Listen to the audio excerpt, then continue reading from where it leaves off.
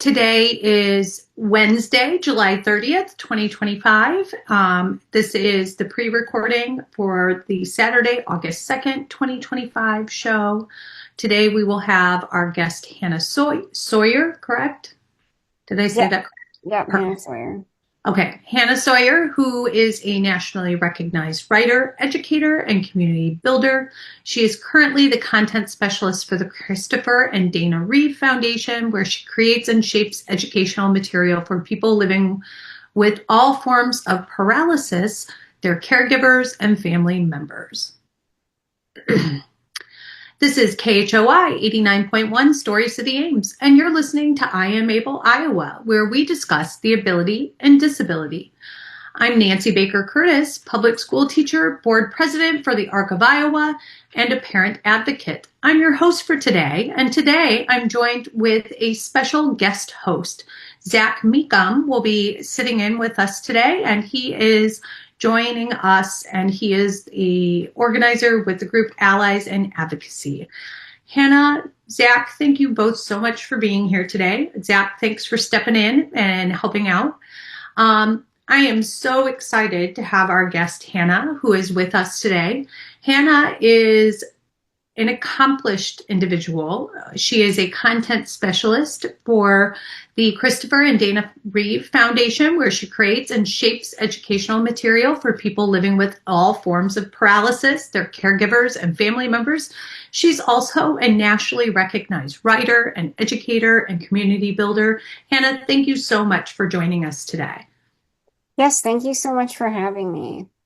I am so excited to have this conversation. Can you just start off, Hannah, by introducing yourself, your roots here in the Midwest, and talk a little bit about how that environment has shaped you as both a writer and as an advocate? Sure. Also, can I ask a quick question? Absolutely. Okay.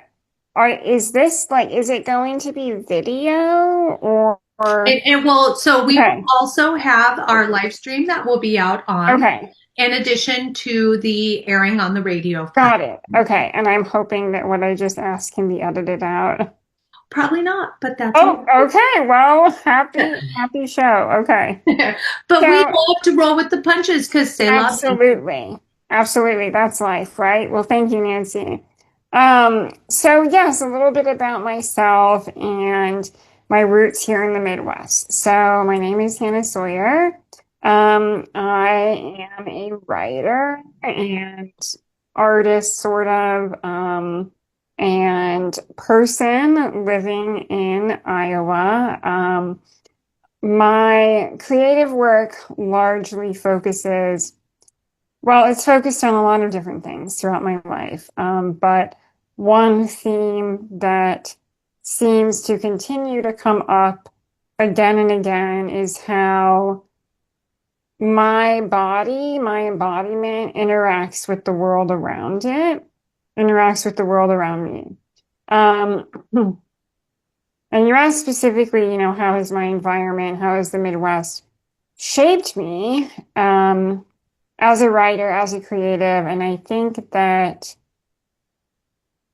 being in the Midwest, being in a place where I think, as long as I can remember, having access to a really beautiful skyline, is something that has shaped my identity formation, in that being outside, going on walks in my wheelchair has always been a big part of my activities that I enjoy and how I take care of myself. And I also am very interested in how disability interacts with how we understand nature, and how we understand disability in the context of nature. And I firmly believe that nature and disability are not at odds with one another at all. I think that disability is in fact inherent in nature. And I also definitely see that being shaped by living in the Midwest my entire life, growing up here.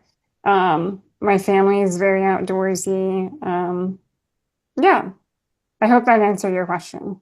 Oh, it does. When I read this question and as you started to answer and you said the skyline and being outside and you enjoy walks in your wheelchair, I immediately thought of, oh, I hate therapy in the wintertime. Oh, yes. Therapy when it's raining and oh the mud and oh and all of the wheels in the house and I started to get a little bit I guess self-conscious in myself to be thinking what a terrible thought to have, Nancy, like that should not be the first thought that you have. But I think that oftentimes we kind of interact with our environments and we do it the way that we always have. And it isn't until we have something like for us, it was the wheelchair that we For began sure. interacting with our environment in this new and different way. And so when you talked about the way your body and your environment are interacting, that I find that so incredibly interesting in your work. And you're a very successful, nationally recognized author and published, and I just think that's so cool. Thank You you. often explore, though, atypical embodiment, right? So I'm just curious a little bit about that term and what that means. And of course, you're obviously a talented storyteller. How has that influenced you in your storytelling? Sure. So I am just going to real quick do a Google because that is not an original term. Atypical embodiment is not something that I came up with. It's Jim Ferris. That's what I thought it was. So disabled poet Jim Ferris, if he didn't coin that term, he certainly is known for using it. And the way I envision that related to writing and language and linguistics is that our the way that we talk and write and tell stories is very much informed by this narrow standard, quote unquote, typical embodiment. So, an able-bodied, able-minded individual who fits a very narrow, specific mold and how they move throughout the world. And I would then go on to argue that how that has impacted our language and how we talk about it and write about, well, just talk and write in general, how that has occurred, then very much influences how we think, and how we see the world around us. So the idea of atypical embodiment to me is exploring the truth and the reality of life outside of that very narrow definition. And what I'm really fascinated in my creative work is how that can then be represented within the form of a piece of writing, which is something that Jim Ferris has talked about and explored as well. But also, just thinking about, yeah, what we write about, how we write about it, how it's written, and thinking too, the atypical embodiment, how I move through the world and how I interact with the environment around me and how that environment then interacts with me. To me, and I mean, this might sound a little bit over the top, but like, I truly believe that sort of continued exploration of how humans and beings interact with their environment in a way that is outside of that very narrow definition of embodiment that is needed if we're going to change the current environment, the current system, the current structure. Yeah, I Kind of hope. makes think of that Steven Pinker quote. I think it is that the language we use influences our thinking, right? Oh, for sure. That when as you're talking about the language and shaping your literary work, I mean, Hannah, you're taking me back to Writers Workshop, University of Iowa, right? And like studying all of these great literary works. You're Yes. just so incredibly smart and you make my brain Thank sizzle. you.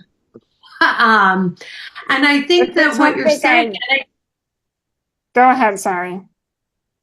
I didn't mean to cut you off, You're fine. but I just, in my brain, I keep thinking, this is why this is such an important conversation. This is why it's so important that we have conversations with artists that have disabilities that are out there creating artwork, whether it is the printmaker we had on last week, Right. Julie Russell Stewart, or you, who are our current guest who is putting things into type and printed word, just how important it is because in doing so, you're really elevating and amplifying the voices of other people who are experiencing the world in a similar way, right? We're helping create community.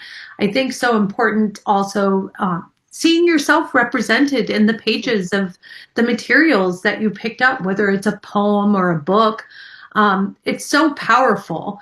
Um, I didn't mean to cut you off about embodiment and atypical embodiment, but No, you're so fine.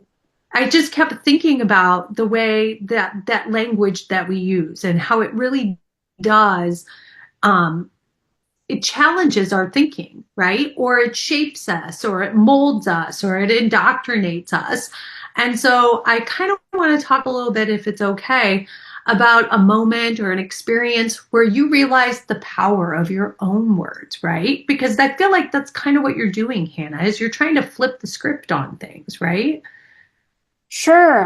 Well, thank you. That was all very generous. And I just want to quickly put into, you know, my work and my voice is just one voice. And I think that it's important and necessary to recognize, right, that like every disabled person is going to have their own story. And I think that is also what is so powerful about storytelling. But we can get to that later. I just wanted to say that. So, yes, you asked for an experience when I first realized the power of writing or storytelling. So, I'm sure, actually, no, I was going to tell one story, but then I remembered one from when I was much, much younger. So I'll start with that.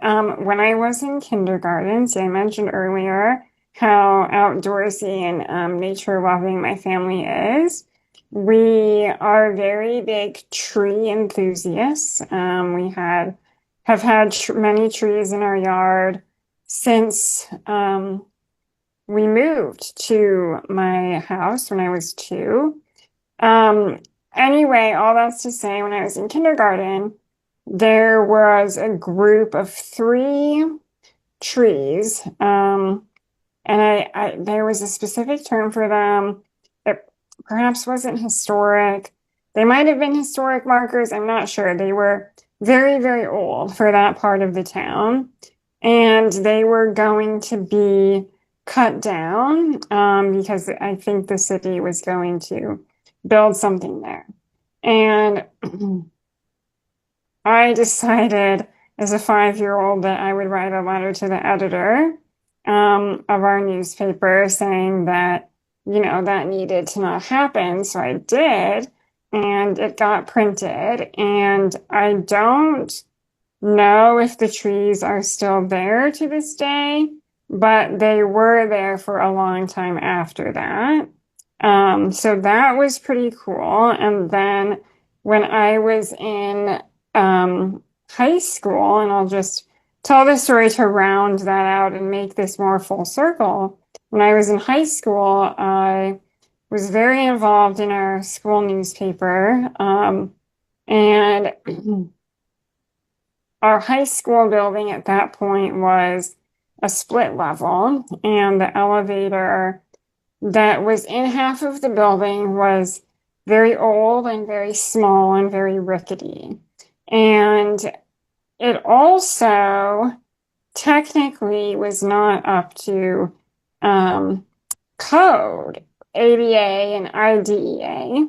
It was not, it really straddled the line, I would say, of, was this actually legal? And so I think this was the first piece that I wrote for our school newspaper. I really detailed why it was unacceptable that we were spending, and I don't remember the exact number, so nobody please quote me on this, but we were spending, say, $500,000 on a new football stadium scoreboard, and yet we couldn't spend, say, I don't know, 80,000 or so, right, on a new elevator. And I was very happy, and I'm so happy to report that, within a year of that piece coming out, um, we had a new elevator at our high school. And it took more than that piece, like I was a really fired up, angry high school kid, which I'm not saying that's a bad thing by any means. I think I had every reason to be angry. But I went to our school board, I spoke with our school board, I had lots of people behind me. Um, but yeah, I think, that was really the moment where I was like, okay. Like this is really a powerful tool that I can use. I, I love that you use that word powerful as well. Because I think you and I are kindred spirits in this, For right? sure. You know, I've said this to people. It's like never do I feel like I have more control of my life than when a mic is in my hand. Yes. And so for me, a lot of my art is about taking back my power. And what I'm hearing from you is that it's really a similar situation, is that this is a way that you can take some of that power for yourself. Yes, I think that's very true. Um, yeah, I mean, I think, we so often talk about the importance of telling our own story, and being able to tell our own story when our stories have so often been either told for us or taken from us. Um, and I think that is so incredibly true and so incredibly um, powerful, for lack of a better word. But I also want to say, I think it goes deeper than that. And I think where also a lot of this um, magic, and again, for lack of a better word, power, comes from is just having the opportunity to figure out your own story. Because when we have our own story told for us by other people, or when we have our own story robbed from us by other people, we don't even have, we're not given from the beginning that opportunity to figure this out ourselves. And I see that as sort of being, the starting base of like, okay, being able to tell our own story, well, first it allows us to figure out what that story is. I think that's so great, especially talking about like allowing people to tell our story for us, right? Like when people take that from us, um, that's really disempowering. And I Hmm. think as disabled people, that happens far more than anyone realizes. Uh, Absolutely. do you have any personal experiences around that that you can share, or moments even that Sure. you've seen? Well, this is one that Zach, I'm sure you're familiar with. I'm sure uh, any individual who receives services through a Medicaid waiver is familiar with. And I'll just preface this by saying I think that this is also really illustrative of how that disempowerment is rooted within our systems and our structures. It's not just something that happens like by our neighbor, right? Or our aunts. Like this is embedded in how our systems are set up. And so here's the story, right? Every year, in order to maintain my Medicaid benefits, and again, I'm assuming that this is the case for every single person on a waiver. An individual from an outside company that Medicaid contracts with comes to my apartment with my case manager, and we sit down, and this individual asks me a very long series of questions about what I physically can and can't do. If I am doing something, do I need, complete assistance, partial assistance, no assistance, anything in between there? And I will say that it is incredibly disempowering. It's a very dehumanizing experience to sit through that. It's something that I have to mentally and emotionally prepare myself for every year. Because not only, right, like if we take a step back, not only is this a situation where whether or not I'm able to maintain my care is decided within about an hour by someone who doesn't even know me nor has any medical background. But not only that, I'm also being asked, if not forced, to divulge all of this personal information to a stranger. It's not just about my physical well-being. They asked about my mental health. They asked about my emotional health. And that I think is so so dehumanizing. Like I said, it's incredibly disempowering, and it's something that I have to partake in order to maintain my current level of living independently, which is not a phrase I'm super fond of, but my current autonomy, right? Like I have to participate in that in order to maintain that. You said so many things, Hannah, that in this last little segment, I just connect with. We recently had to do that same awful reevaluation because Charlie was moving from health and disability to intellectual disability. And you're right. Talk about just how devastating as a parent.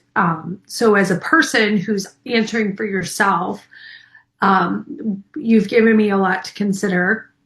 But I also am thinking so much about what both you and Zach said about other people telling your story. And I struggle with this so much because, my Charlie, he doesn't speak with words yet.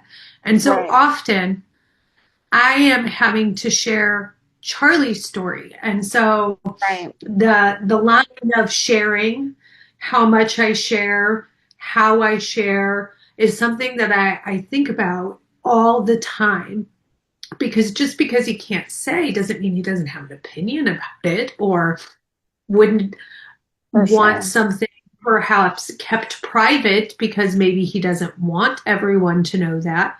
And I wrestle with that so much. And so I just want to thank you both for going down that discussion path. It makes me almost emotional to hear you both talk about it. And I know that I'm not the only parent who probably struggles with that same thing. And so I just want to thank you for sharing those perspectives, both of you, because I think it's really important.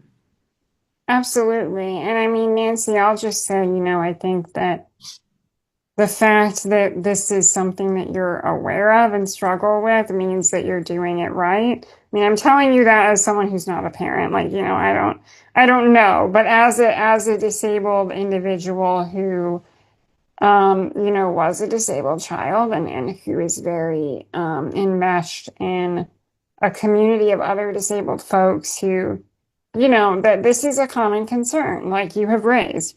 But I think that just being aware of it is really indicative that like you're doing it right. And it is hard. It's so hard because of course the way like again, your family doesn't have that option of not partaking in, for example, the reevaluation where you have to share all of this information that, yeah, I mean, I'm sure Charlie doesn't want that shared. I don't want my information shared, you know?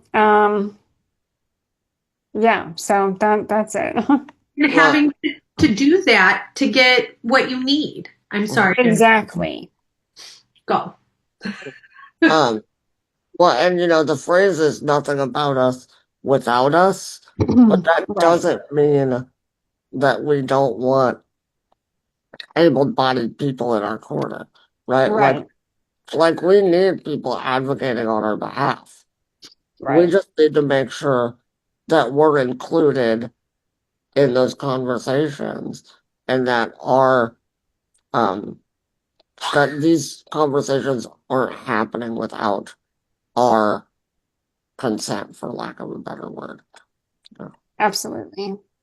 Oh, You're both so amazing. And I'm so grateful that you brought that up because you're absolutely right. And too often, whether it's at an assessment or it's in a board meeting or a decision made in a classroom, the people that are most impacted by that decision are often not the ones who are consulting Yes.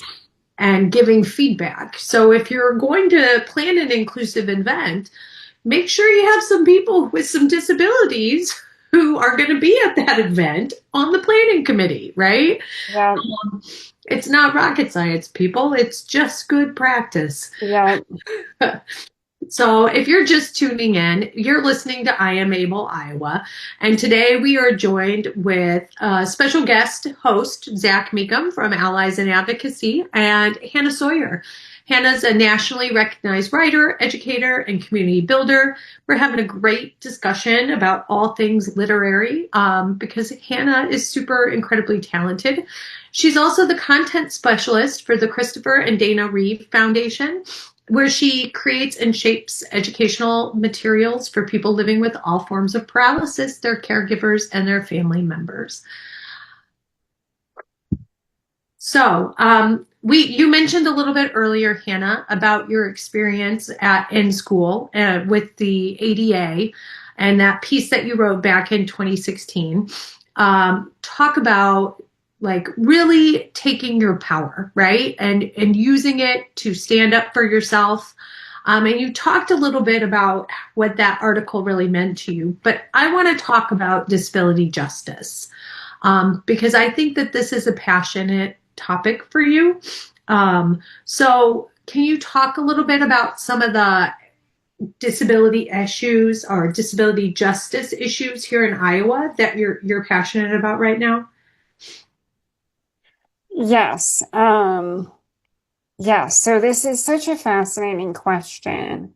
And I want to say, that for me and from my perspective, disability justice is a very specific, perspective and approach to doing life. And it is different from disability rights. It's different from disability advocacy. And how I see disability justice, well, there are many tenets of it. But ultimately, I view it as cross disability and cross movement organizing. So working together with folks with all forms of disabilities, not viewing one type of disability as superior to the other, and not prioritizing the needs of one disability over the other. And also then working with other groups, with other individuals to get the job done.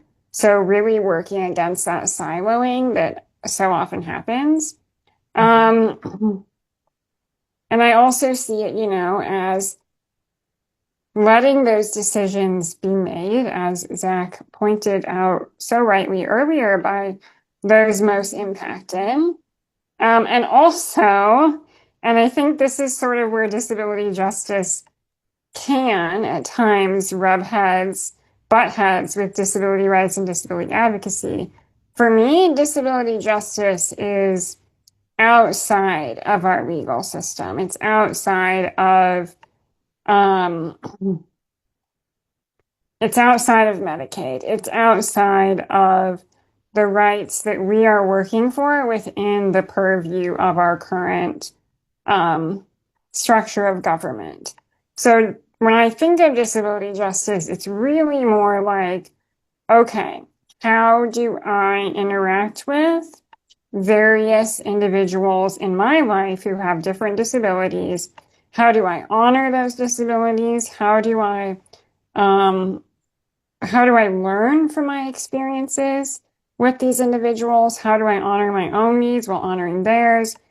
And that's like a very small example, right? Like I also think of disability justice as just how do we care for each other? Um how do people with different needs take care of one another and, make sure we're all moving together? So that was a little aside. So now to get to your question, I guess I'm saying that because I think I want to focus on, and I think this question is wanting to focus on really disability advocacy issues in Iowa. And and so really, and I think unfortunately this is the same thing that we've been fighting for years, but there simply is not enough and not adequate enough and not sufficient enough and not quality enough coverage of in-home community-based care. And I really think that's where a lot of this has to start. I think that we are not giving disabled folks, and I mean that in a broad sense, right? People with all forms of disabilities. We're not giving them the care and the tools that they need in order to live an autonomous life. Um, and and I think that's obviously a huge overreaching problem, and I don't think it can be fixed with, okay, well, we're gonna make one waiver and we're going to have it be needs-based and, everybody is just going to get what, say, their healthcare professional says they need, which is what it should be, right? But like that's a great place to start. But it's not going to solve the whole problem, obviously. And I think that perhaps then that is where some of the disability justice organizing can come in. Of how do we ensure that people's needs are being met and their dignity is being respected beyond just what we can get done at the Iowa state capitol, if that makes sense. 100%. I used to work at the Harkin Institute. Oh yes, very cool organization. And something Tom Harkin always said is that the biggest barriers to disability rights are attitudinal barriers. For Um, sure. and I think based on what you're saying, what I'm hearing is that disability justice starts first and foremost with seeing disabled people as fully worthy of living autonomous lives. Yes, I think that's so true. Um, and I think it's also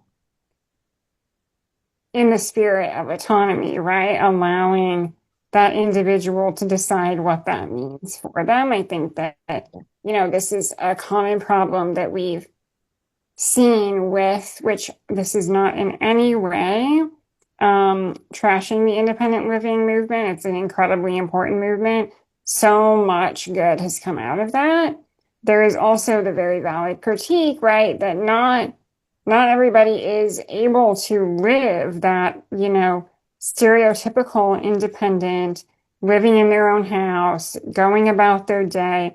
It's simply not feasible for everyone, nor is it something that everyone wants to do. And yet, those individuals who are not able to do that or don't want to do that, their needs and desires and preferences should also be respected, and how I see it is I want people to live the most autonomous life that they can. I want people to be able to make choices about how they spend their time and where they spend their time and who they spend their time with. Absolutely. And you've kind of broken this down, but I don't want to assume that people that are listening know For what sure. we're talking about when we're talking about the difference between living an independent life and living an autonomous life. Because I'm kind of with you. I don't believe independence even exists for Right. able-bodied people. I Um, agree. I'm right there with you. and so would you like to kind of describe For kind of the sure. thought process on that? Absolutely. So this is another very key pillar of disability justice, and it's one that I believe firmly in, and that is um, the reality and truth of interdependence over independence. And that is the fact that all humans and really all life forms need other life forms to exist, to live, to thrive. And, I think also so much so much of our culture is really built upon the idea of independence. And it just simply is not true. It's not true and it's not sustainable. And we see other cultures where interdependence is much more respected, much more integrated into the way that people do things. And I think that, that is really something that, yeah, it's something that people should really think about because we're not really going to get anywhere if we just think we're doing this for ourselves. I can do everything by myself. I don't need the support of other people and other life forms. And honestly, Zach, for me, I think it goes beyond just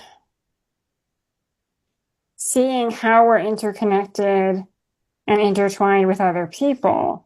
This will go back to my roots in the Midwest, my roots outdoors. It really comes down to the fact that our life is dependent upon so many life forms around us, the health of our ecosystem, and that very specific, fragile web that is, woven. That to me is interdependence. And I feel like I've gotten a little bit off track because you asked about autonomy. So again, it just comes down to, right, like you don't have to be living the stereotypical independent life where that we think of, right? Where again, you live in your own apartment or your own house. You get up in the morning, you're able to go work a job, maybe not, I don't know. Maybe you're just able to go out in your community, maybe you can drive. Um, and then you come home and, you're able to prepare your own food or you're able to, put on your own pajamas. I don't know. I'm just spitballing here. But that is not necessarily something that everybody can do, nor is it something that everybody wants to do. But what we can do is strive for respecting everybody's dignity and everybody's autonomy, which really comes down to letting people make their own choices about how they want to live, and then, giving them the resources, providing them with the resources in order to do so. I hope that covered everything. Yes, definitely did. So I appreciate you breaking that down for people. For sure. I appreciate you asking.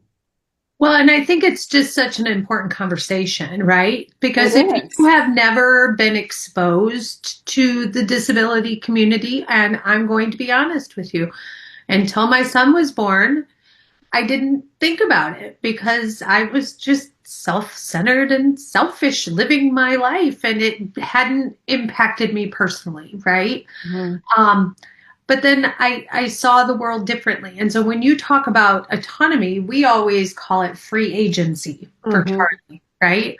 But I think it's such an important conversation for people to hear, right? And in particular, to hear it from people who live in that world and that have those disabilities, because it's about centering those voices and those stories, right? It also makes me think so much about what you're talking about with this autonomy and disability justice and disability advocacy. It really makes me think about this year's disability pride theme, which is we belong here and we're here to stay. And so much of what you're talking about, it feels like it's a part of that slogan this year, right?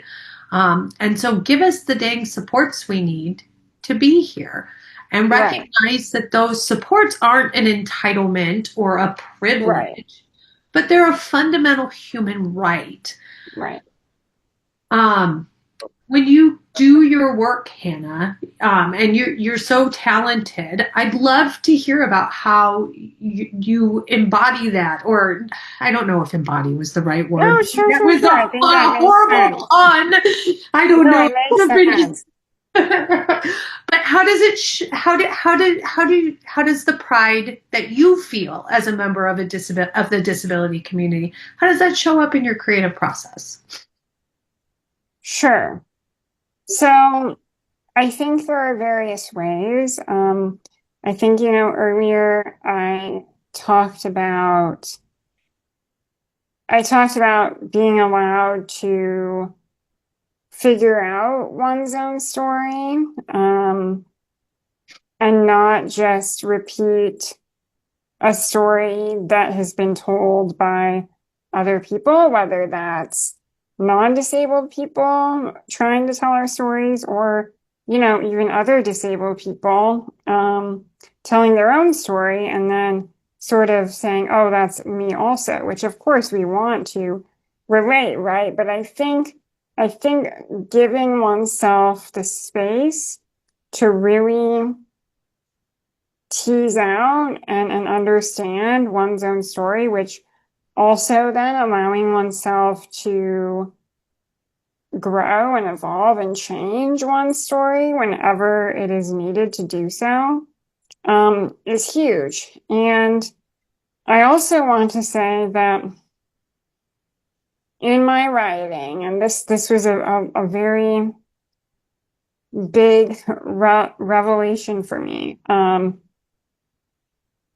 I Let's see, this was a couple years ago. It's probably 2-ish years ago. I had a writing mentor, and he was reviewing one of my manuscripts, and he said something along the lines of, what if you rewrote this with an assumed audience of other disabled people and not an assumed audience of non-disabled people?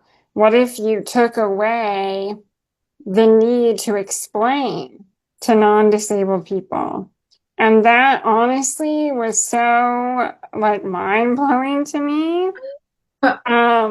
because, of course, me as a disabled writer, I assume my audience to be non-disabled, and I mean, that is just that's robbing my audience and myself from so much. Um, and also I think, you know, I don't want to feel the burden of needing to explain my disability to anybody. And I think that creative spaces and creative practices give us an opportunity to not explain and to explore and dig at a deeper truth. But then, we try to somehow illustrate, right?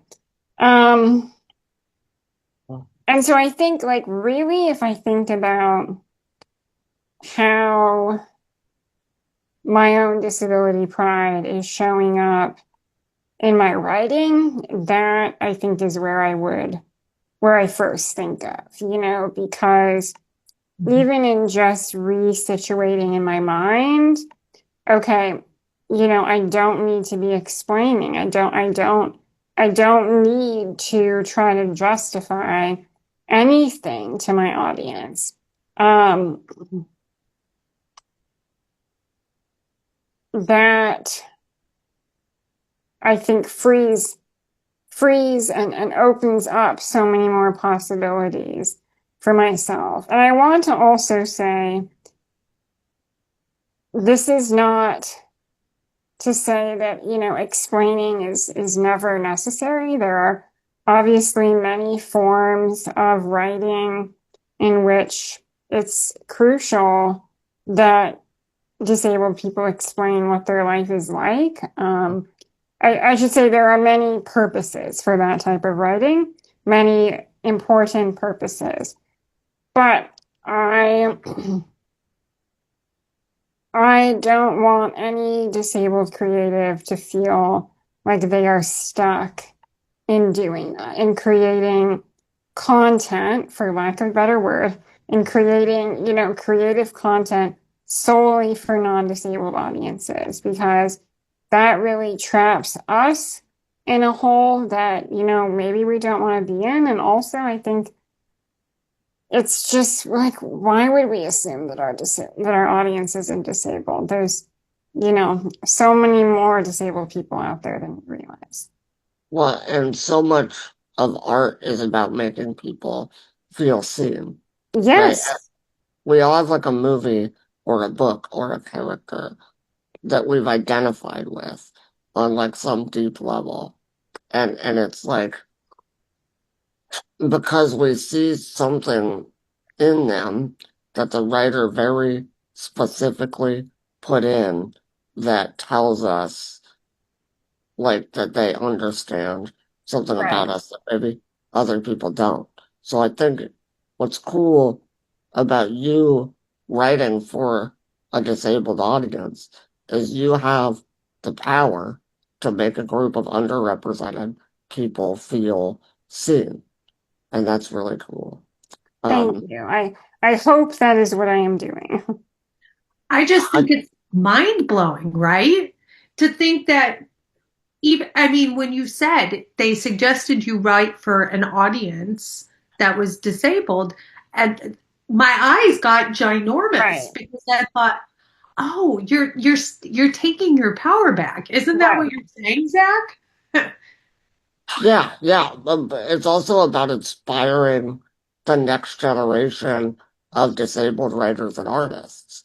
Is like they see something Hannah wrote that spoke to them on that deeper level, and they want that for more people and themselves. Like the reason I make movies is because I saw movies growing up that spoke to me in a way that had a profound impact on my life. It's not out of the realm of possibility to say that there are people out there that read Hannah's work and go, I want to do that for others, and that's incredible. Um, That's very generous. That is what I hope. That is definitely what I hope. Now, Nancy, am I correct? Do we have like 10 minutes left? Yep, we're at about, I was going to say we Okay. have about 9 minutes or so. Okay. So, Okay. So we need to talk about your other job then, right? Yes. Okay. Yeah, I want to make sure we cover that because I know that was important. So, the floor is yours. Tell us about your job at Christopher and Dana Reeve. Sure, yes. Thank you so much. Well, to segue into this, right? Like we are, as we've discussed this entire past 45, 50 minutes, which have been wonderful, by the way. We've discussed how crucial it is to give disabled people autonomy, to respect their dignity, and to let them tell their own stories, let us tell our own stories. And and so my job right now, I work for the Christopher and Dana Reeve Foundation, and we provide free resources, support, and programs for people with all forms of paralysis. So, when the general public hears the word paralysis and thinks of Christopher Reeve, we think of spinal cord injury. But in reality, we operate under a much broader definition, meaning any form of mobility impairment, which is really quite broad. And under the Christopher and Dana Reeve Foundation, we have the National Paralysis Resource Center, or the NPRC, and that is the federally funded facet of the foundation that provides these services. And we do lots of different amazing things. We have a team of highly, highly, highly trained information specialists that are available via phone or chat, or you can set up a time to video call with them, and they can get you plugged into local resources, answer your questions, and help you navigate some of these very difficult experiences that come with having, a disability, a form of paralysis. And I also just want to say this is a fact that I like to brag about, even though it's not related to me. Our information specialists provide resources and information in, I believe, 170 languages, which is amazing. And they're really the bread and butter of what we do. So then we also have our peer and family support program. We match people based upon diagnosis or level of injury. And then we also have a peer mentor, peer support program for caregivers. And so beyond just the one-on-one matching, we also host support groups for people living with paralysis and for caregivers. And I believe those happen twice a month.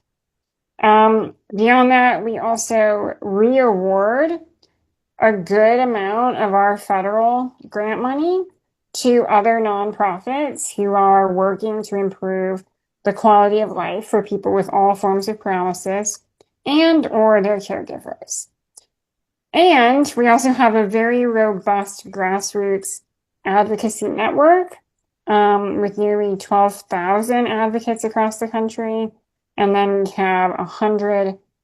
we have close to, I should say, 100 regional champions. So those are individuals who really represent their state and where they live, and really, form those relationships with the legislators, talk with the legislators, and provide key information and key advocacy for issues related to paralysis. So the reason I wanted to share this, well, two reasons. One, it's very important to me that the Reeve Foundation and the National Paralysis Resource Center has a presence in Iowa and in the Midwest. We are traditionally an area that does not receive as much service, and it's important to me that folks here in Iowa are aware of these services, whether or not you have a spinal cord injury or a different form of paralysis. these resources can be very beneficial for you. Also, I wanted to bring this up because funding for the National Paralysis National Paralysis Resource Center is very much at risk right now. We've been providing free direct support for millions of Americans living with paralysis and their families for over 20 years. And we've been able to do that through a federal grant that has always received bipartisan support. More than 135,000 families have received one-on-one assistance from our information specialists, and more than 28,000 people have received support from our over 560 peer mentors. And those are just some stats, right? But here's the deal. The funding is not for sure, and it's very much at risk right now. And that's why, I wanted to take this opportunity. And Nancy and Zach, I appreciate you giving me the opportunity to do this. I just wanted to urge listeners, viewers, to take a few minutes, look at the Christopher and Dana Reeve Foundation, and then contact your legislators. Contact your legislators and urge them to fund the National Paralysis Resource Center at its full funding. Mention it has bipartisan support. It has always had bipartisan support, and it is providing life-saving work. And, just take 3 to 5 minutes to do this. It's really a really important step that you can take. Thank you so much for sharing that. Yes, thank you for giving me that opportunity. Well, and I just think it's so important because it goes right back to what Zach mentioned earlier. People with disabilities are not opposed to having the support of non-disabled allies, right? And I think right now our disabled community more than ever needs that allyship. We need to be all of us using our voices and asking that our elected officials support programs and services that support people with disabilities, because we could all find ourselves in that minority group at some point, right? Absolutely. And so I think it's just very important. And again, specifically, we're talking about the National Paralysis Resource Center, and that is the funding mechanism that we're talking about, that we're asking folks to reach out about. And of course, they can always find more information on the Dana and Christopher Reeve Foundation website, correct? Yes, the Christopher and Dana Reeve Foundation. You can go to christopherreeve.org or reeve.org and learn much more there. And you can also reach out to me. My work email is hsoyer, HSOYER, at Reeve, REEVE.org. Well, thank you so very much for being on the show today, Hannah. Zach, thank you so very much for stepping in and helping out. I am just so pleased with the way this show has come out. This is KHOI, Story City Ames, and you're listening to I Am Able Iowa. I Am Able Iowa airs the first and last Saturday morning of each month at 9 a.m. on KHOI 89.1 FM. You can also hear us streaming live online at khoifm.org. Thank you so much, Nancy, and thank you, Zach. This was a really wonderful conversation to be a part of. Yeah, thank